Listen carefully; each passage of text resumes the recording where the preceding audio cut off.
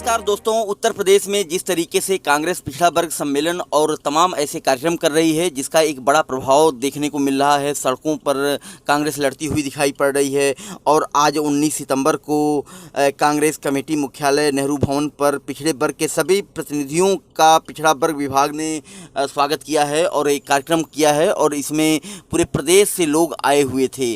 और ये हमारे पास जो कांग्रेस का एक प्रस्तावना है, एजेंडा है, 15 सूत्री मांगे हैं प्रतिनिधि बैठक की, वो हमारे पास है। और उसका लब्बो लुबाब यह है कि कांग्रेस पूरे उत्तर प्रदेश में बड़े पैमाने पर तेज़ी से आगे बढ़ रही है और इसको लेकर के कहा जा रहा है कि तमाम दलितों पिछड़ों तक अब कांग्रेस फिर से अपनी पहुंच बनाने की पूरी तरीके से तैयारी में है। जो एजेंडा है उसमें सबसे पहले नंबर पर लिखा हुआ है कि कांग्रेस पिछड़ा वर्ग विभाग का गठन और पिछड़े वर्ग की प्राथमिक इकाइयों तक प्रभावी और मजबूती से संगठन का ढांचा बनाएगी, संगठन की पहुंच बनाएगी। और दूसरा है पिछड़े वर्ग की सभी जातियों उपजातियों के लोगों को संगठन में समावेशी तरीके से भूमिका और जिम्मेदारियां तय करेगी। और तीसरा है पिछड़े वर्ग के मुद्दों का चयन और एक संगठन के रूप में पिछड़ा वर्ग विभाग प्रतिनिधि संगठन बनकर उभरे तथा पिछड़े वर्ग के मुद्दों को मजबूती से उठाना और उसके लिए संघर्ष करना। इस तरीके के एजेंडे कांग्रेस ने तैयार किए हैं और कांग्रेस इन मुद्दों पर लड़ने के लिए जा रही है।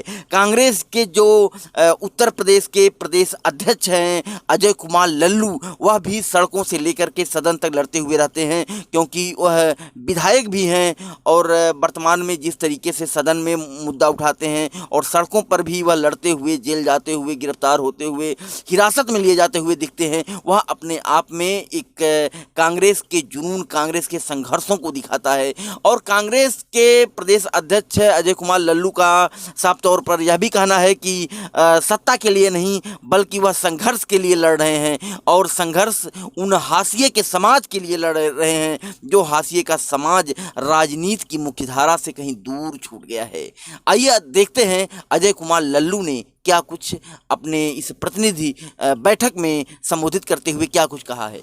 आने वाले दिन में आपका बालक, आपके परिवार का वंशज आपसे सवाल पूछेगा, हमसे सवाल पूछेगा, इतिहास सवाल पूछेगा कि जब आपके हाथ में ताकत थी, आपके संघर्ष की बेला थी, आपके समर्पण और त्याग का समय था, जब हमारे आरक्षण पर डाका डाला जा रहा था, हमें नौकरियों से छीना जा रहा था, हटाया जा रहा था, जब हमें हमारे अधिकारों से वंचित करने की तैयारी की जा रही थी, उस समय आप कहां थे? आप जवाब नहीं दे पाइएगा अपने बच्चों को, आने वाली पीढ़ियों को। अपने पीढ़ियों के सम्मान और रक्षा के लिए आइए हम सब लोग मिलकर निकल पड़े और संघर्ष की बेला में आदरणीय मनोज यादव जी, आदरणीय नरेश साहनी जी, जिन लोगों को पिछड़े विभाग का अधिकार मिला है, इन लोगों को मजबूती के साथ आगे बढ़ाते हुए आपके इस पूरी लड़ाई में अजय लल्लू हर कदम, हर छड़ांग के साथ खड़ा है। इसके साथ ही साथ हम आपको बातचीत के माध्यम से यह भी दिखाने की कोशिश करेंगे कि जो कांग्रेस के वर्तमान कार्यकारी अध्यक्ष हैं पिछड़ा वर्ग प्रकोष्ठ के, उन्होंने क्या कुछ रणनीति बनाई है, मनोज कुमार यादव ने क्या कुछ रणनीति बनाई है पिछड़ा वर्ग प्रकोष्ठ को लेकर के, कांग्रेस में लोगों को शामिल करवाने को लेकर के, या किस तरीके से वह पूरे प्रदेश में अभियान चलाने जा रहे हैं। और जो ये मांगे हैं कांग्रेस की, एक तरीके से कहा जा सकता है जो एजेंडा कांग्रेस का तैयार किया गया है, इस एजेंडे को वह किस रूप में, किस तरीके से मूर्त रूप में लेकर के आएंगे और यह जो उनका 15 सूत्री एजेंडा है उस एजेंडे पर वह किस तरीके से काम करेंगे।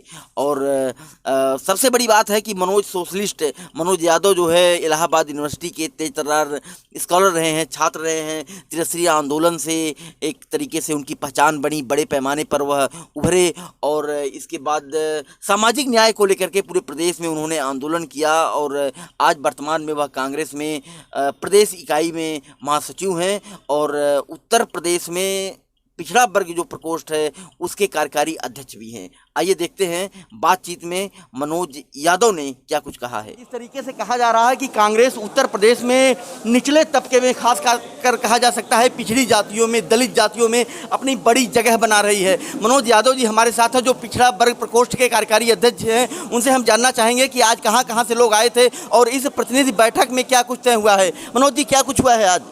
देखिए, पूरे उत्तर प्रदेश के हर जनपद से हमारे आज पिछड़े वर्ग के प्रतिनिधि आए हुए थे।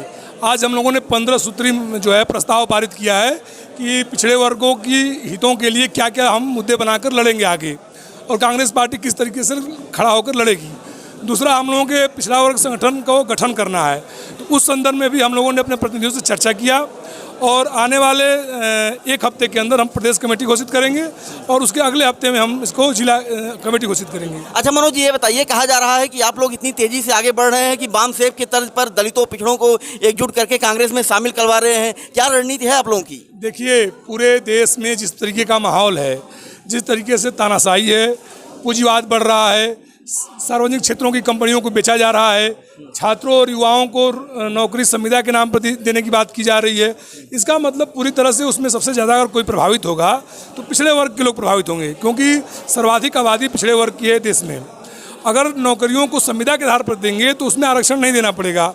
दूसरा, अगर नौकरियों को निजीकरण कर देंगे, जैसे रेलवे हो गया, एसएससी हो गया, या माध्यमिक शिक्षा सेवा चयन बोर्ड हो गया, लोक सेवा आयोग हो गया, इन नौकरियों को अगर ये निजी हाथों में दे देते हैं तो आरक्षण नहीं देना पड़ेगा। तो संघ की जो मानसिकता है कि आरक्षण को खत्म करके जो भागीदारी का आंदोलन था उसको खत्म कर दिया जाए, तो ये उसी रास्ते पर जा रहे हैं। लोगों के अंदर इस बात की पीड़ा है और लोगों के बीच हम जा रहे हैं, लोगों को बता रहे हैं और लोग खुद भी मिल रहे हैं, तो इसलिए हम लोगों का ये मूवमेंट तेज़ी से आगे बढ़ रहा है। मनोज जी, हाल के दिनों में रिटायर्ड शिक्षकों और प्रोफेसर को लेकर के भी आपकी पार्टी और खासकर कहा जाए पिछड़ा वर्ग ने एक नई रणनीति तैयार की है लोगों को शामिल कराने को लेकर के, किस तरीके से आप काम कर रहे हैं? देखिए, पिछड़े वर्ग चूँकि कांग्रेस के बारे में लोगों ने समाज में एक गलत धारणा पैदा की थी, सामाजिक न्याय की अवधारणा से लेके इस देश में आर्थिक सामाजिक न्याय की बात करने वाली अगर कोई पार्टी थी तो नेहरू के ज़माने से लेकर आज तक कांग्रेस पार्टी थी, जो संविधान में भी इस बात की व्यवस्था की थी। उन्होंने बाद में धर्मनिरपेक्षता, समाजवाद शब्द जोड़ा। लेकिन जो ये वर्तमान सरकार है, आप देख रहे हैं, वो कह रहे हैं कि संसद में हम समाजवाद शब्द को हटा देंगे, धर्मनिरपेक्षता को हटा देंगे। और जिस तरीके से लगातार मतलब समझ लीजिए कि आपने देखा विगत के दिनों में युवाओं ने ताली थाली बजाया, दिया जलाया, तो पूरी तरह से सरकार विफल हो गई है किसी भी तबके को संतुष्ट करने में, और लोगों के सामने अपने रोजी रोटी, रोजगार और परिवार का संकट आ गया है। उसमें पिछड़े वर्ग के लोग सबसे ज़्यादा हैं, और पिछड़े वर्ग के लोगों को भाजपा ने बरगलाया था, वो लोग अपने हितों के प्रति सचेत हुए हैं, जागरूक हुए हैं, इसलिए हम लोगों को उनके बीच में काम करने में सहूलियत मिल रही है। मनोज जी, पिछड़े वर्ग का और दलितों का कहा जाता है बड़ी संख्या में कांग्रेस से मोह भंग हो गया है, वो तो कांग्रेस में लाने के लिए क्या रणनीति अपना रहे हैं? देखिए, ये बात जरूर है कि कुछ समय के लिए लोग अलग हो गए थे, लेकिन जो वर्तमान चुनौती है देश के स्तर पर, अगर कोई दल लड़ सकता है भारतीय जनता पार्टी और आरएसएस से, एकमात्र हमारे नेता है राहुल गांधी और एकमात्र पार्टी है कांग्रेस, जो पूरे उत्तर भारत से लेकर दक्षिण भारत तक एकमुश्त लड़ाई लड़ सकती है। और उन लोगों ने क्षेत्रीय दल जो बरगलाए थे, इन लोगों को क्षेत्रीय दलों ने भागीदारी की बात करके, आरक्षण की बात करके, दलित पिछड़ा की बात करके वोट लेते थे। लेकिन आपने देखा होगा कि विगत एक साल से खामोश बैठे, अपने घरों में बंद है, भारतीय जनता पार्टी से मिले हुए हैं एक तरह से कहिए। तो भारतीय जनता पार्टी को सूट करता है कि वो क्षेत्रीय दलों से लड़े, वो उसको कभी वो नहीं चाहती है कि हमारी लड़ाई सीधे तौर पे कांग्रेस के साथ हो। ये लड़ाई उत्तर प्रदेश में बनती दिखाई दे रही है, पिछड़े गोलबंद होकर कांग्रेस के साथ खड़े हो रहे हैं। उनको लग रहा है कि राष्ट्रीय पैमाने पर भाजपा को हटाने के लिए कांग्रेस ही एक विकल्प है और कांग्रेस के लोग लड़ रहे हैं। मनोज जी, एक आखिरी सवाल है कि जो आयोग है, आयोग में अंग्रेजी के प्रवक्ता के पद में जो आरटीआई से खुलासा हुआ है कि ओबीसी का जो है और एससी एसटी का उसका कटाव बहुत ऊपर चला गया है, आपने देखा होगा, तो और जनरल का बहुत नीचे है, क्या है मामला पूरा? आपको बता दें, यह सरकार पूर्णतः असंवैधानिक तरीके से पिछड़े और दलितों के आरक्षण को खत्म करना चाहती है। उसकी जो प्रक्रिया है, उसकी प्रक्रियागत त्रुटि पैदा करके इस तरह के कामों करती है, संविधान की गलत व्याख्या करके, कोर्ट के निर्णयों की गलत व्याख्या करके, और ये लगातार पिछड़ों और दलितों के आरक्षण को नुकसान पहुंचा रही है। उसी क्रम में ये भी मामला है चाहे लोक सेवा आयोग में 73 आरक्षण का मामला हो, जितने मामले हैं ये सब मामले इसी प्रक्रियागत त्रुटि का परिणाम है जो सोची समझी रणनीति से किया जा रहा है। आगे मनोज जी क्या रणनीति है? प्रतिनिधि बैठक आपकी जिला स्तर पर भी करने का प्लान है, क्या है? ये हमारी अभी पहली बैठक प्रदेश स्तर की थी। हम एक हफ्ते में अपनी कमेटी देंगे, उसके बाद हम जिले वाइज नहीं गांव जाने की हमारी बात है। हम गाँव में जाएंगे, गाँव के लोगों के बीच में जाएंगे, पिछड़े वर्ग, दलित वर्ग, सभी वर्गों के बीच जाएंगे और अपनी बात को कहेंगे, उनको समझाएंगे, उनके साथ खड़े होंगे। तो देखिए मनोज जी का साफ एजेंडा है, हम घर घर जाएंगे। और पिछड़ा वर्ग की ये प्रतिनिधि बैठक अपने आप में काफ़ी अहम इसलिए मानी जा रही है क्योंकि पहली बार ऐसा हुआ है कि पूरे प्रदेश से लोग आए हैं और बड़ी संख्या में बामसेब के तर्ज पर कांग्रेस काम करने के लिए तैयार है। इस तरीके से कोई भी राजनीतिक दल काम करता हुआ दिखाई नहीं दे रहा है। यही वजह है कि उत्तर प्रदेश की राजनीति में कांग्रेस बहुत तेज़ी से उभरती हुई दिखाई दे रही है और काफ़ी हलचल भी है। पिछले एक महीने में 4 से 5 बार प्रदेश अध्यक्ष अजय कुमार लल्लू अरेस्ट हुए हैं, हिरासत में लिए गए हैं। इसका भी बहुत तेजी से लोगों पर असर पड़ा है और कांग्रेस अब सदन से लेकर के सड़क तक लड़ती हुई दिखाई पड़ रही है। फर्क इंडिया के लिए अखिलेश कृष्ण मोहन।